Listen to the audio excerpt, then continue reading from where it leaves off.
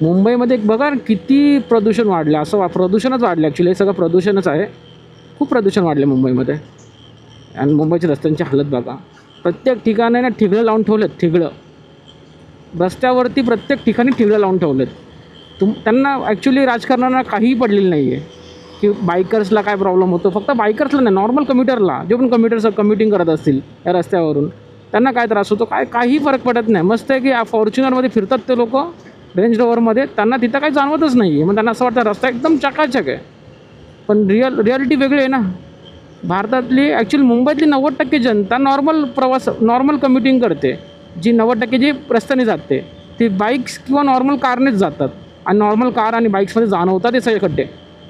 कोणीही डिनाय करू शकत नाही ही गोष्ट. आणि काय बोलून उपयोगच नाही. एखाद्याचा स्लिप डिस्कचा प्रॉब्लेम असू दे, एखाद्याला काही कमरेचा मणक्याचा विकार होऊ दे, त्याला सरकार जबाबदार नाही, त्याला कोणीही जबाबदार नाही आहे. त्याला फक्त तुम्ही जबाबदार आहात. कारण की तुम्ही त्या रस्त्यावरून चाललात. तुम्हाला जायला कोणी सांगितलेलं होतं? सिम्पल लॉजिक आहे त्यांचं.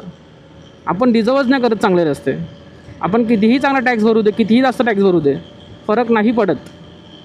आपण डिझर्वच नाही करत ते रस्ते, असं सरकारला वाटतं.